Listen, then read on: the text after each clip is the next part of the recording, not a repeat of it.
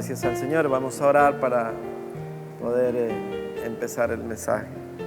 Bendito Dios, Señor, Padre bueno, te damos gracias. Gracias, Señor, por tu amor, por tu misericordia. Gracias por tu bondad, Señor, por todas las cosas maravillosas que tú haces, Señor, en nuestras vidas.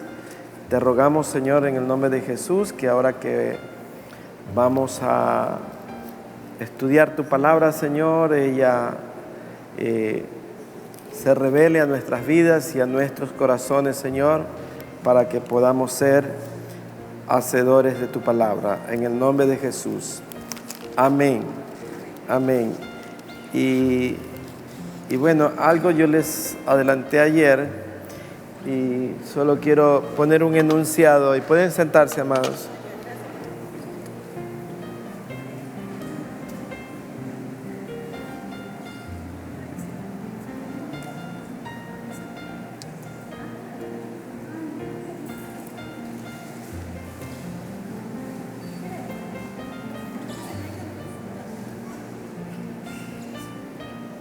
No hay corona.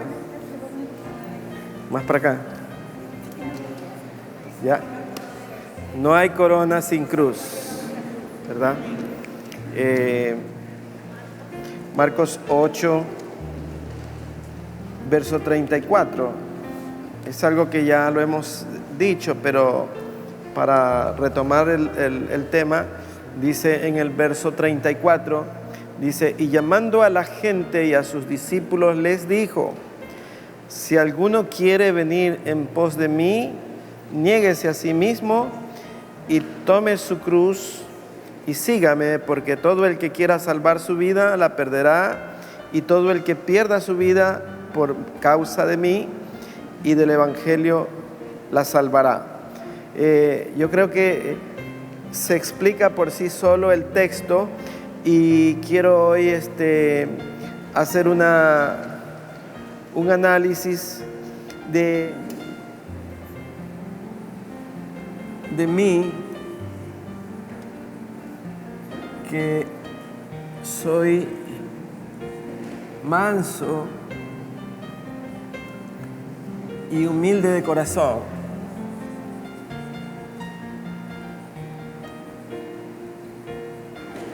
En realidad, debería ser la propuesta de todo cristiano en su corazón: su humildad, su mansedumbre, su forma de ser que le permita identificarse donde quiera que vaya como una persona que verdaderamente es humilde, que es mansa, que está siempre manifestando lo que ya Cristo Jesús ha hecho en su vida, porque es por medio de Él que nosotros podemos recibir esto.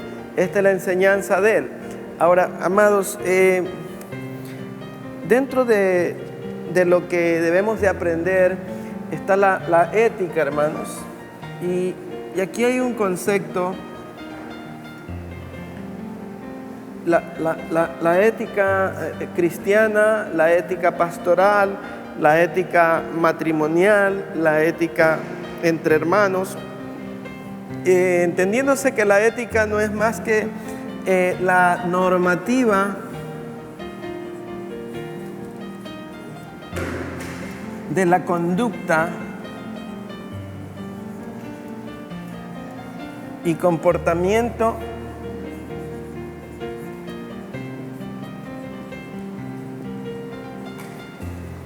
de los seres humanos.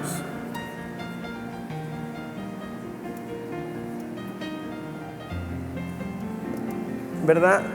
Quiere decir que nuestro comportamiento es calificado como adecuado o incorrecto, deficiente o atrevido, como quiera calificarlo el que lo observa, porque si no guardamos la ética, y la ética está relacionada con las costumbres. Por ejemplo, hermanos, en el tiempo del Señor Jesús, cuando usted visitaba una casa, el anfitrión, el dueño de la casa, le lavaba los pies. Esa era una costumbre. Y eso tenía que ver con la normativa que regulaba la conducta de ellos. Entonces, toda ética espiritual tiene que ver con la palabra de Dios,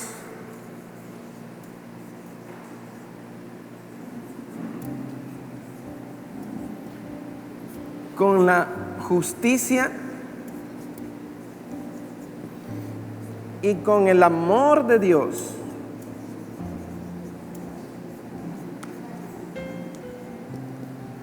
Si usted tiene la palabra de Dios implantada en su corazón, y si en su corazón está la justicia, porque acuérdese lo que dijo el Señor Jesucristo, dice: buscad el reino de los cielos y su justicia primero. Esa debe de ser la meta de toda persona, de tener una esperanza de encontrar el reino de los cielos. O sea, tenemos que buscarlo. Y el reino de los cielos no está cuando usted fallezca y entre a la presencia de Dios. El reino de los cielos se hace presente de inmediato después de que usted recibe a Cristo, porque allí se operan cambios en su corazón y ya su casa se convierte en un pedazo del reino de los cielos. Su trabajo debe de ser un pedazo del reino de los cielos. Donde usted va, en su corazón está el reino de los cielos, porque la palabra del Señor lo confirma así. Dice el Señor Jesús en el libro del Evangelio de Mateo, dice: arrepentíos porque el reino de los cielos se ha acercado. Y realmente el reino de los cielos es Cristo Jesús realmente. Entonces, cuando Cristo Jesús se acerca a su vida, se acerca para cambiarle. Y cuando usted cambia, entonces cambia su ética, cambia su conducta, cambian sus costumbres, cambia su estilo de vida, cambia su léxico, cambia su manera de expresarse, cambia su manera de tratar a los demás. De tal forma que todo esto tiene que ver con la ética. Digamos, un cristiano que no tiene ética puede lesionar la amistad con otra persona. Y sin embargo es un creyente. Lee la Biblia, conoce la Biblia, pero no tiene ética. ¿Qué le parece si alguien llega a su casa y no saluda? Ya le está ofendiendo. O ¿qué le parece si alguien le dice: dame tal cosa? Y no dice: ¿podrías hacerme el favor de prestarme esto o aquello, o de alcanzarme eso? Entonces, todo tiene que ver con la ética. Yo les decía que usted puede ser sabio, puede ser muy inteligente, tener mucha presencia, mucha riqueza, pero si no tiene ética, no le sirve de nada lo anterior.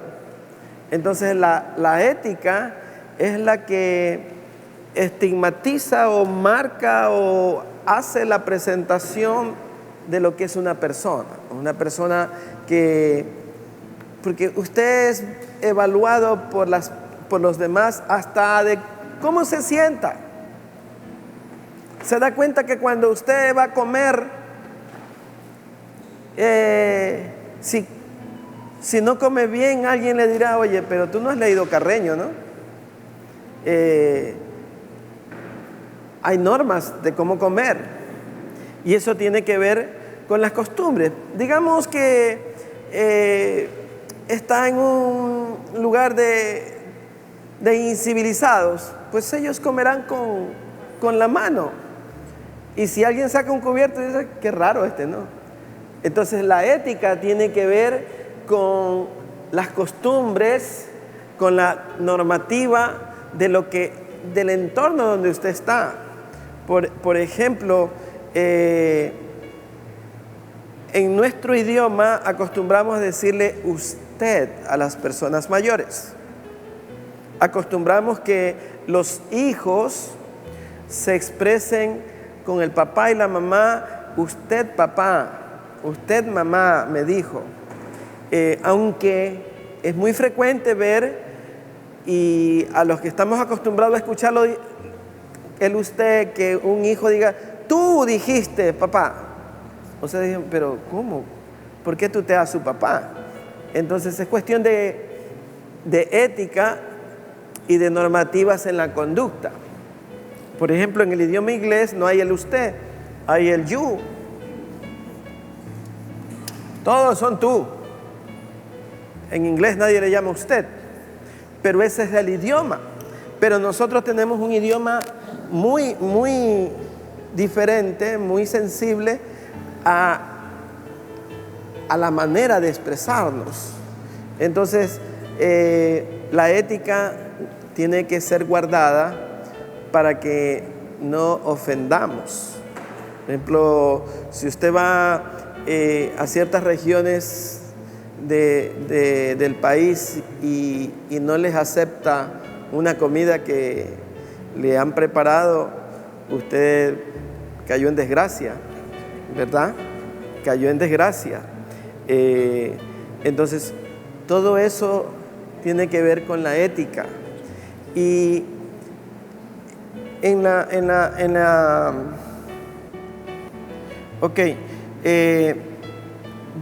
veamos cómo el Señor Jesús enseñaba. Vayamos al libro de Marcos en capítulo 1.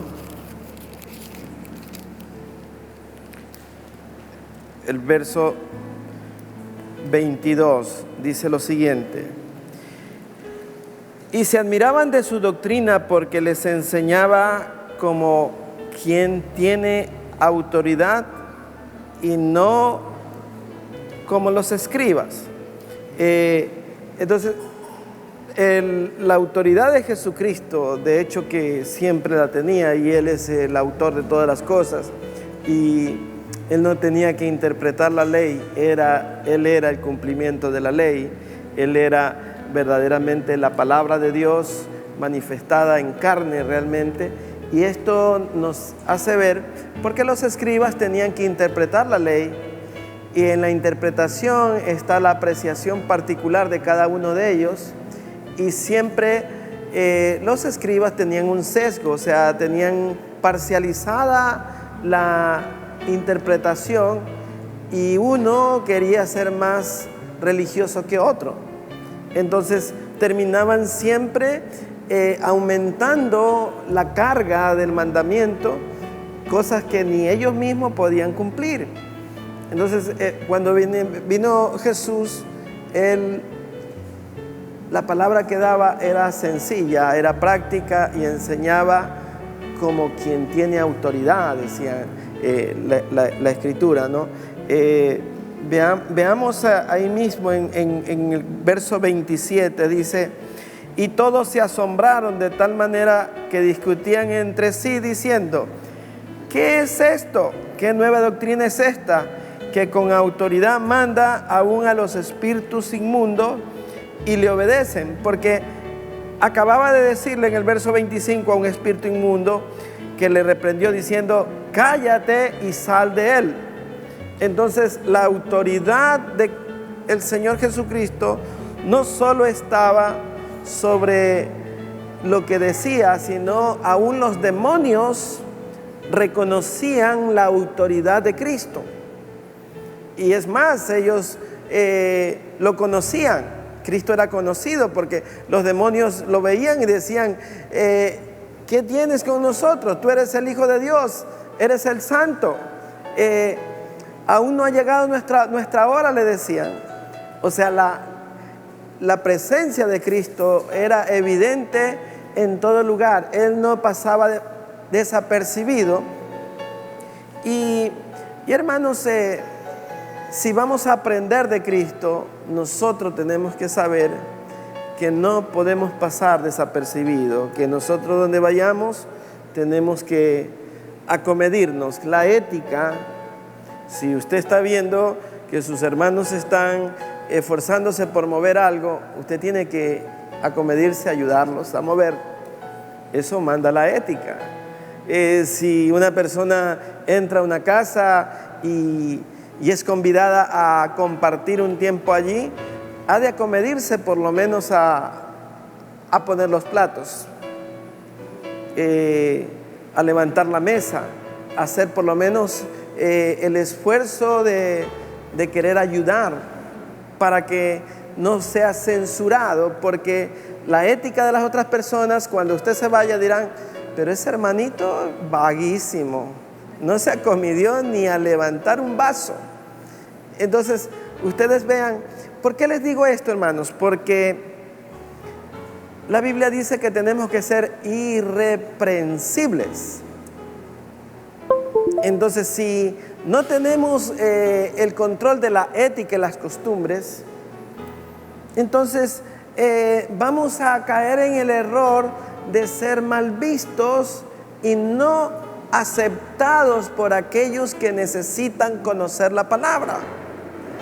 Ustedes vean, amados, hay personas que no se les necesita: lleve esto para acá. Ellos se adelantan y ya lo hacen. Están siempre buscando en qué servir. Y hay otras personas que están siempre bien sentadas y no se mueven. Pase lo que pase, no se mueven. A ellos le tienen que traer a donde están. Y pueden ver que el otro está sudando la gota gorda, pero ellos no hicieron nada. Dicen: yo no me meto allá. A mí no me gusta. Yo no sirvo para eso. Entonces, si no sirve para eso, en realidad es una persona que no es consecuente. No es consecuente con lo que está pasando, y más de una persona lo estará mirando. Y la conclusión será: ese hermano, esa hermana es ociosa, porque siempre es lo mismo. Nunca se acomide, nunca hace esto. Entonces, vemos que la ética es necesaria para poder nosotros ganar, porque si somos discípulos, porque por otro lado, esas personas fungen de ser muy espirituales, pero ser espiritual no es solamente estar leyendo la Biblia, es extenderle la mano al que está angustiado o muy cargado, es compartir la carga. Entonces nosotros tenemos que ver que eso es parte de lo que es aprender en un discipulado. Los discípulos, hermanos, iban y, como dijo el apóstol Pablo: el que no trabaja, pues que no coma. ¿Por qué? Porque sobre pretexto de que somos siervos, no nos acomedimos. El siervo, y no colaboramos. Entonces, eso tiene que ver con esto, hermano. Tiene que ver con esto. La escritura, hermanos, en el verso 34 dice que a Jesús se lo conocía. Dice: y sanó a muchos que estaban enfermos en diversas enfermedades, y echó fuera demonios. Y dice: y no dejaba hablar a los demonios. ¿Por qué? Porque le conocían. Las personas también nos pueden conocer por lo que somos. Y si nosotros nos comportamos con la ética adecuada, aquellos que hablan y murmuran no hablarán, porque nosotros estamos cumpliendo con la norma ética. Eso es fundamental en la presentación de un discípulo, hermano. Un discípulo no hace de persona que no tiene sensibilidad ante lo que está ocurriendo. Él se acopla y se acomoda en donde lo pongan. Dicen: bueno, sí, ok, yo voy ahí y ahí me quedo. Y no protesta. Está sujeto al orden de la casa donde llegó, si es que se visita una casa. Y come lo que se le da. Y sin chistar. Sin decir: esto está salado, ni se lo tiene que comer y se acabó. eso tiene que ver con la ética, hermano. Puede ser que no le haya gustado, pero usted tiene que pasarlo adelante y no hacerle agravio al que le sirvió con mucho esmero. Dice en Marcos 1:40, dice: vino a él un leproso rogándole, e hincada la rodilla le dijo: si quieres, puedes limpiarme. Y Jesús, teniendo misericordia de él, extendió la mano y le tocó y le dijo: quiero, sé limpio. Y así que hubo hablado, al instante la lepra se fue de aquel y quedó limpio. Entonces le encargó rigurosamente y le despidió luego. Y le dijo: mira, no digas a nadie nada, sino ve, muéstrate al sacerdote y ofrece por tu purificación lo que Moisés mandó para testimonio de ellos. Ustedes vean, Jesús lo sanó, pero la ética de Jesús le daba para decirle: tienes que cumplir con la ley de Moisés. La ley decía que el que era limpiado de una enfermedad tenía que presentarse con el sacerdote, y el sacerdote lo iba a examinar para ver si ya no tenía la lepra y podía él entrar al pueblo. Entonces Jesús no dijo: mira, ya está sanado y basta, yo soy el todopoderoso, yo soy el creador de todas las cosas. No, se sujetó a la ley de Moisés. Le dijo: ve y preséntate con el sacerdote para testimonio de ellos, para que ellos vean que había un orden en él, no era arbitrario. Entonces el siervo de Dios tiene que tener ese orden, amados. Tiene que cumplir las normas que están establecidas en el lugar en donde esté. Eso dice la ética. Dice en Marcos 2:9, Marcos 2, verso 9, dice, porque él sanó a un paralítico, ¿no? Dice: ¿qué es más fácil? Decir al paralítico, tus pecados te son perdonados, o decirle: levántate, toma tu lecho y anda. Pues para que sepáis que el Hijo del Hombre tiene potestad en la tierra para perdonar pecados, dijo al paralítico: a ti te digo, levántate, toma tu lecho y vete a tu casa. Entonces él se levantó enseguida y tomando su lecho salió delante de todos, de manera que todos se asombraron y glorificaron a Dios diciendo: nunca hemos visto tal cosa. O sea, el testimonio de Jesús como perdonador era evidente, amados, pero él puso esta comparación con los fariseos que estaban allí. Dijo: ¿qué es más fácil? Decir: tus pecados te son perdonados, o levántate y anda. Es más fácil decir: tus pecados te son perdonados, pero en verdad, si no le hubieran sido perdonados los pecados, no se levantaba, pues.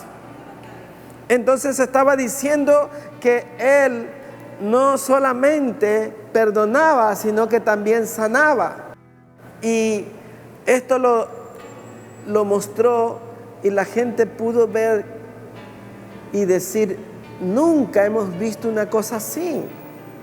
Eso es lo que entra dentro de nuestro corazón, para que reconozcamos que cuando nosotros vamos a predicar, predicamos a un Cristo glorioso.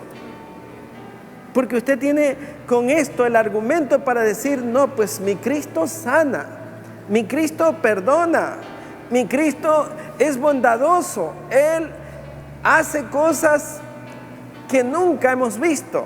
Entonces usted da fe de esto y tiene usted el conocimiento de esta palabra, y cuando va a predicarle a alguien, si quiere, abre la Biblia y le dice: mira lo que dice aquí. Entonces usted, como discipulador, ya tiene un conocimiento de cómo él sana a un leproso, cómo Él sana a un paralítico, cómo Él hace cosas que nadie ha podido hacer. Esto nos lleva a tener un bagaje amplio de todas las cosas, porque estamos aprendiendo de Cristo Jesús. A más de su mansedumbre, a más de su humildad, estamos viendo todas las cosas maravillosas que Él hizo, porque una de las cosas que tenemos es que a veces no podemos predicar la palabra porque no conocemos la Escritura, y tenemos que tener buena parte de los milagros que Cristo ha hecho para poder testificarle a la gente, porque nosotros vamos a predicar de Cristo. ¿Y cómo lo vamos a hacer si no conocemos? Entonces tenemos que conocer estos pasajes bíblicos que son elementales a la hora de contarle a un inconverso la palabra, de tal forma que ellos puedan ser edificados por la misma palabra. Hay cosas que tenemos que saber. Miren, ahí mismo en el libro de Marcos, en el capítulo 4, en el verso 21, dice, con respecto a la ética, dice, también les dijo, ¿acaso se trae la luz para ponerla debajo del almud o debajo de la cama? ¿No es para ponerla en el candelero? Porque no hay nada oculto que no haya de ser manifestado, ni escondido que no haya de salir a la luz. Si alguno tiene oídos, oiga. Y les dijo también, mirad lo que oís, porque con la medida con que mides, os será medido, y aún se os añadirá a vosotros lo que oís. Porque al que tiene se le dará, y al que no tiene, aún de lo que tiene se le quitará. Es importante, amados, que nosotros conozcamos que esto es una regla de oro, ¿no? Con la misma medida que usted mide, será medido. Y todas las cosas salen a la luz. Jesús les enseñó algo elemental con respecto a cuando usted encuentra a una persona en pecado, que dice, publícalo o ve y habla con tu hermano y llámale la atención o repréndelo. Si no te escucha, trae 2 testigos y tú cumples. Pero eso tiene que ver con la ética, hermano. Por ejemplo, la ética pastoral es tal que desde el púlpito uno no puede decir, hermano, usted está en pecado.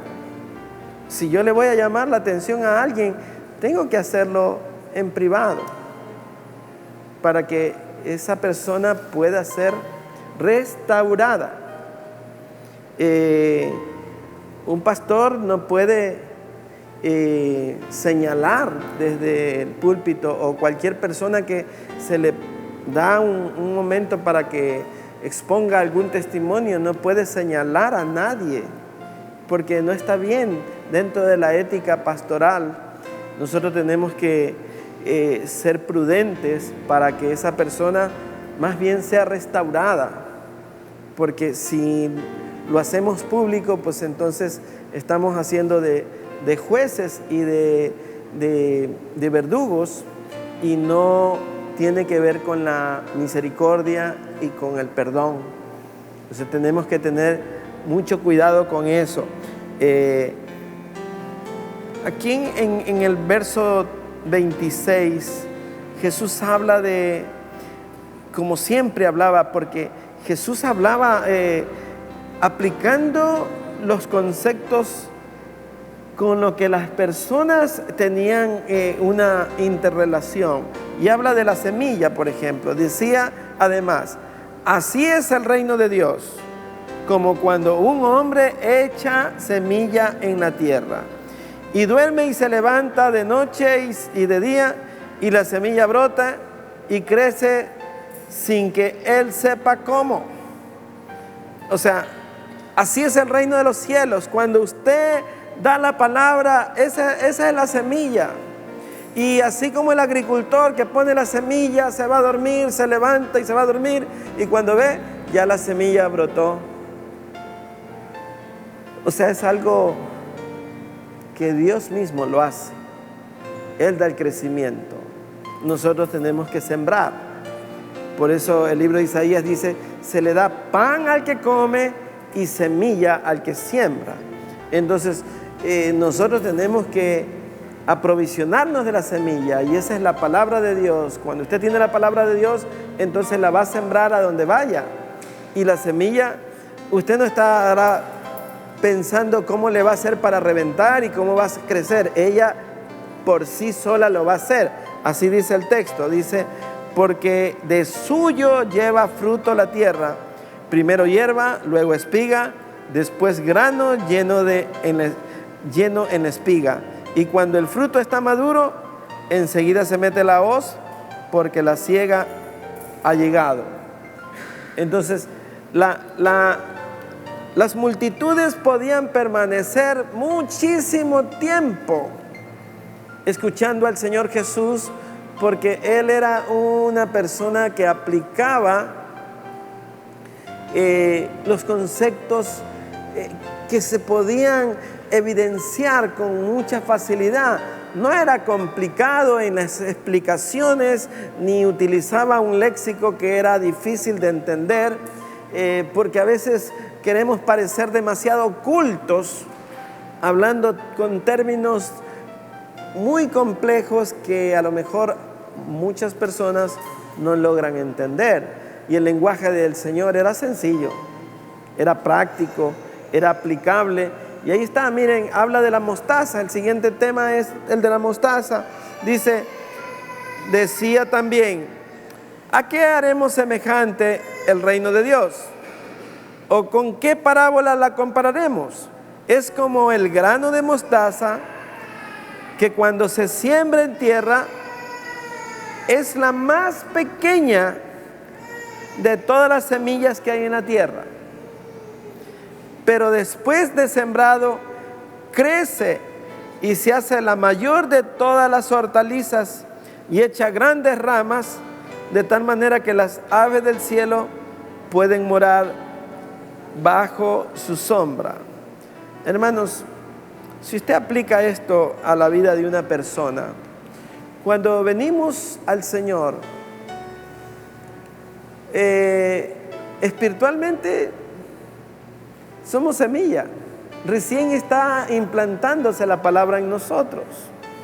Y al pasar los días, las semanas, los meses, vamos aprendiendo y vamos empezando a dar fruto. Y si usted lo ve en años, yo digo, un cristiano a los 3 años ya se sabe el árbol de qué es, ¿no? Yo siempre pongo el ejemplo, cuando vamos a una granja y vemos y dice, ¿y este árbol de qué es? ¿Es de limón, de mandarina o de naranja? Y uno coge la hoja y la huele, ¿no? Pero como dijo el Señor Jesús, por sus frutos le conoceréis. Pero al 3er año ya vemos, ya salió una mandarina, o salió una naranja, o era de limón. Entonces, todo cristiano al 3er año de vida espiritual debe de saber qué ministerio tiene. Debe de saber para qué es bueno dentro de los ministerios que hay. No puede ser que pasen muchos años y no hay ningún fruto. Entonces, nosotros tenemos que saber que si está hablando de que esta semilla, la de mostaza, es tan diminuta y al poco tiempo se hace la mayor de las hortalizas y dice que sus ramas sirven para que las aves puedan hacer nido, eso aplicado a la vida de un cristiano es maravilloso porque usted sirve de nido para otras personas que necesitan cobija, que necesitan cobertura, como los pajaritos. ¿Verdad que cuando llega una persona, un hermano tierno, y no conoce ni dónde están los libros de la Biblia, usted dice, vamos a ayudarlo, vamos a traerle, vamos a animarlo, y le empieza a dar cobertura y se acerca a ese hermano, y de repente, cuando pasa el tiempo, resulta que usted desarrolla una gran amistad con ese hermano y lo conoce más, y ese hermano viene muchas veces a la iglesia porque encuentra hermanos que verdaderamente le han abierto su corazón, y poco a poco él va creciendo. Imaginémonos, hermanos, una persona como árbol a los 5 años de vida. Y es un árbol grande, un árbol sembrado a los 5 años ya es un árbol grande. Y ha visto esos árboles que dice, este árbol tiene 30 años. ¡Wow! 30 años en el Evangelio. Qué maravilloso debe ser un árbol de 30 años en el Evangelio, ¿verdad? Ya no es una cañita que el viento la doblega, ya es un árbol fuerte, ya tiene raíces bien puestas, ya su copa está bien frondosa, ya está dando un fruto. Todos quisieran tener un árbol de 30 años en su patio, decir, wow, qué sombra nos da. Mira, hasta las aves vienen y hacen sus nidos allí. Esa debe de ser la forma como debemos de aplicar en nuestra vida espiritual. ¿Cuánto tiempo tenemos sembrados en el Evangelio? Porque el apóstol Pablo dice que tenemos que estar arraigados en Cristo Jesús. Ustedes conocen lo que dice el Evangelio de Juan, capítulo 15. Yo soy la vid verdadera, dice el Señor, y mi Padre el labrador. Todo pámpano que en mí no lleva fruto es cortado, y aquel que lleva fruto es limpiado para que lleve más fruto. Si mi palabra permanece en vosotros, dice, pedid todo lo que quisierais y os será hecho. Entonces, vemos que la comparación, los ejemplos del Señor Jesús son tan maravillosos que son fáciles de entender, pues. Si a usted le comparan como una vid, como una rama de la vid, usted sabe que una rama de la vid puede, solo un gajo de uvas puede tener 70, 80 uvas, solo uno. Y una rama puede a lo mejor tener 2 o 3 gajos, o sea, muchos frutos. La comparación es mucho fruto, dice, y será limpiada para que lleve más fruto. Entonces, eso significa que la palabra de Dios le va limpiando cada vez más y más. Y eso lo hace a usted más pródigo, más prolífero, y va a muchas personas a venir por su solo testimonio, porque usted está dando fruto, usted tiene el fruto del Espíritu, está lleno de amor, está lleno de mansedumbre. Eso es apreciado por muchos. Entonces, cuando usted es un discípulo, muestra que tiene esas características, y esas características van a ser distinguidas por aquellos que no conocen aún la palabra. Eso es vital. Veamos en Marcos 5, hermanos. Marcos 5, en el verso 21. Aquí hay algo importante. Dice, pasando otra vez Jesús en una barca a la otra orilla, se reunió alrededor de él una gran multitud, y él estaba junto al mar.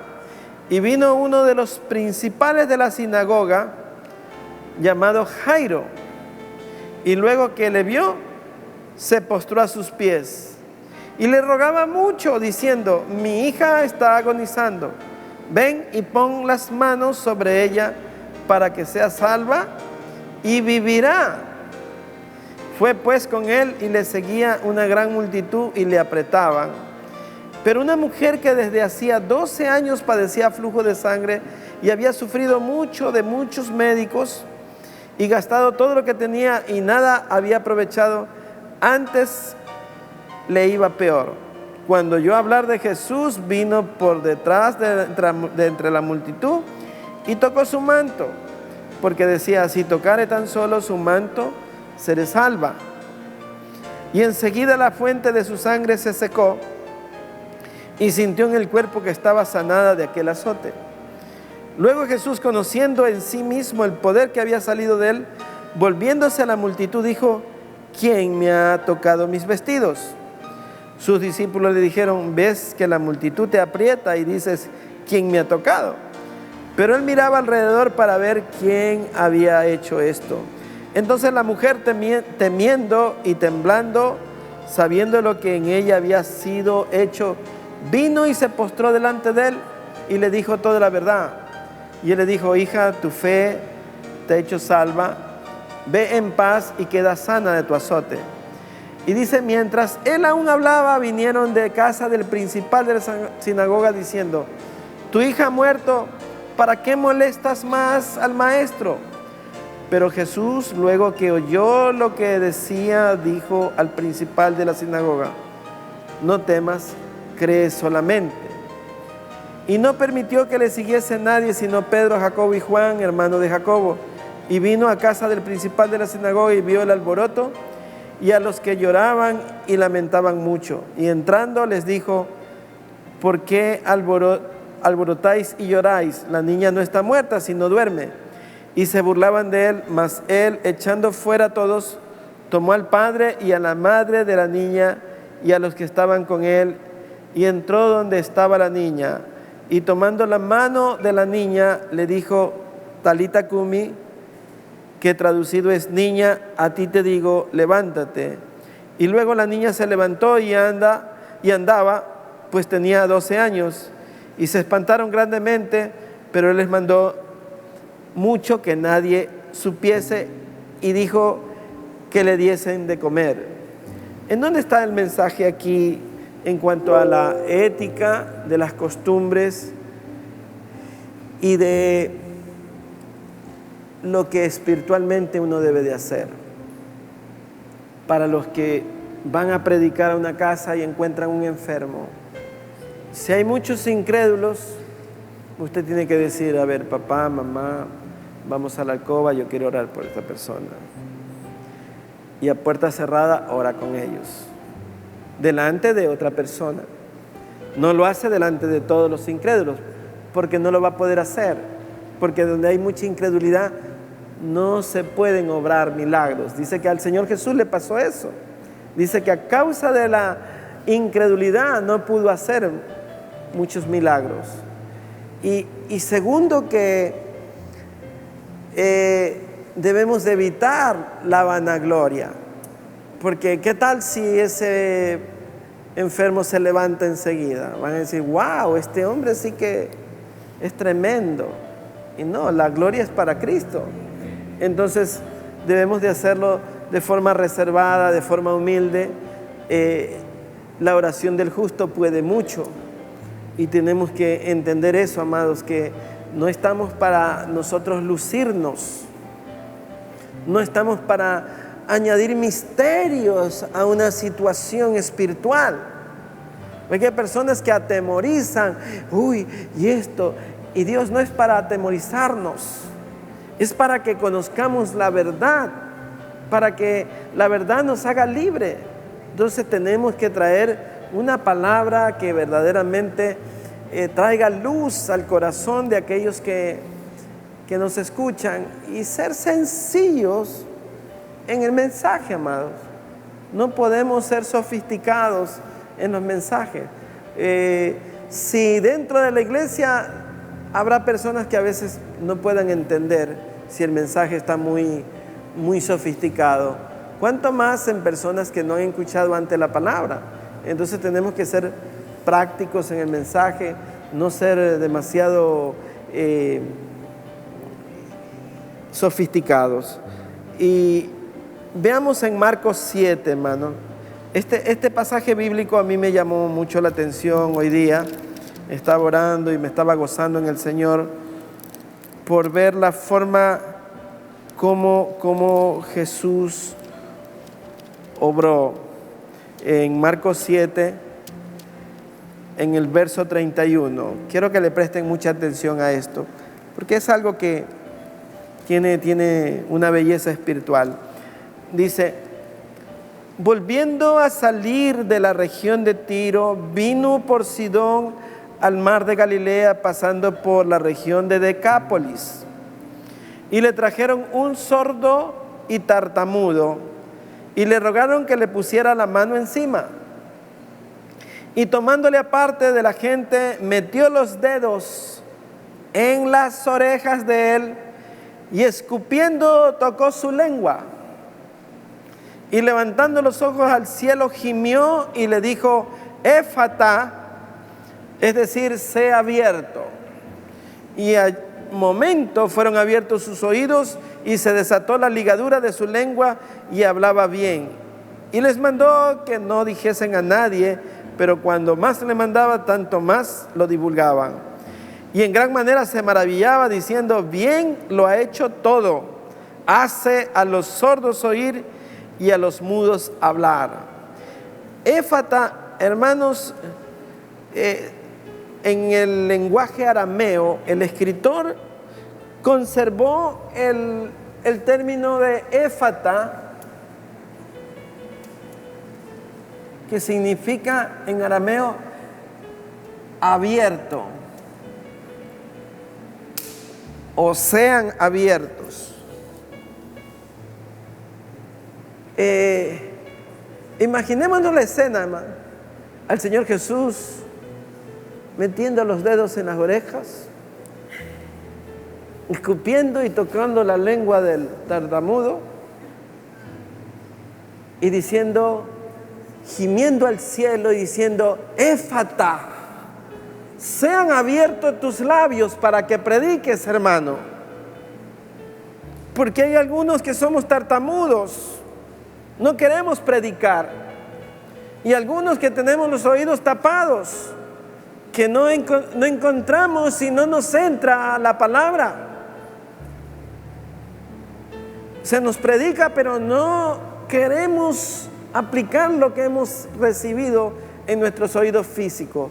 Nuestros oídos del alma están bloqueados y nuestra voz no sale para predicar, porque hay ligaduras. Dice que fueron liberadas las ligaduras cuando él dijo éfata, que en arameo significa sean abiertos. Entonces, yo les digo, amados, éfata, sean abiertos sus oídos y sus labios para testificar correctamente el evangelio del reino de los cielos. Necesitamos verdaderamente pedir al Señor que abra nuestros labios. Moisés se negó a ir con las nuevas al faraón, cuando el Señor le dijo: ve y dile a faraón que deje salir a mi pueblo, porque es necesario que mi pueblo vaya camino de 3 días y me sirva en el desierto.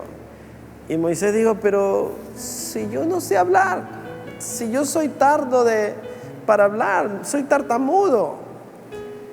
Y el Señor le dijo: ¿y quién hizo la boca?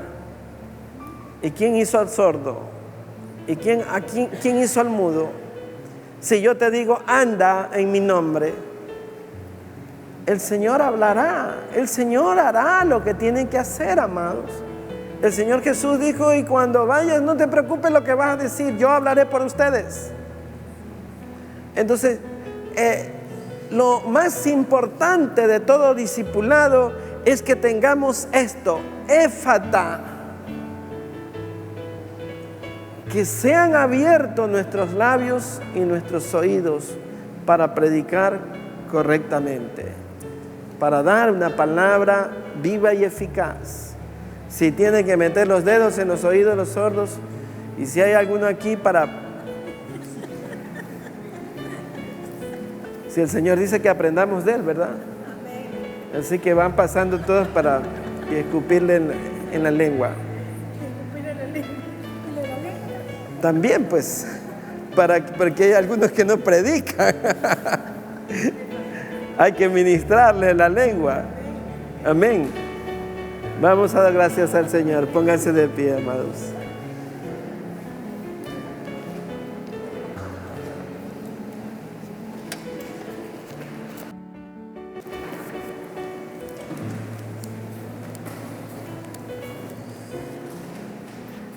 Quiero que sepan que solo es una hora el discipulado. No quiero que nadie diga sale tarde el discipulado. 9 en punto. Amén. Señor, te damos gracias. Oramos en el nombre de Jesús y te rogamos, Señor, que podamos decir Éfata en nuestras vidas, en nuestra lengua, en nuestros oídos, en nuestros corazones, que podamos, Señor Padre, tener la ética espiritual y reconocer, Señor, siempre que tú eres nuestro Señor, que tú eres de quien debemos aprender, que en ti ponemos nuestra mirada, que, Señor Padre, te rogamos que nos des más de tu palabra, Señor. Enséñanos más, Señor, y más. Que tu iglesia se capacite, que tu iglesia, Señor, esté preparada, Señor, para que pueda salir y llevar un mensaje, Señor Padre, para que las almas puedan convertirse. Que nuestro testimonio, Señor Padre, sea el necesario, el suficiente, Señor, para que el mundo pueda ver que en nosotros hay paz, que en nosotros hay gozo, que en nosotros hay alegría, que en nosotros hay una palabra de consuelo, que en nosotros hay una palabra eficaz de exhortación, de edificación, Padre, para que ellos puedan convertirse. En el nombre maravilloso de Cristo Jesús, te damos gracias. Y los que confían en Jehová son como el monte de Sión, que no se mueven, sino que permanecen para siempre. Salmo 125, versículo 1. El pueblo de Dios dice, amén. Estamos despedidos, mis hermanos. Que el Señor les bendiga.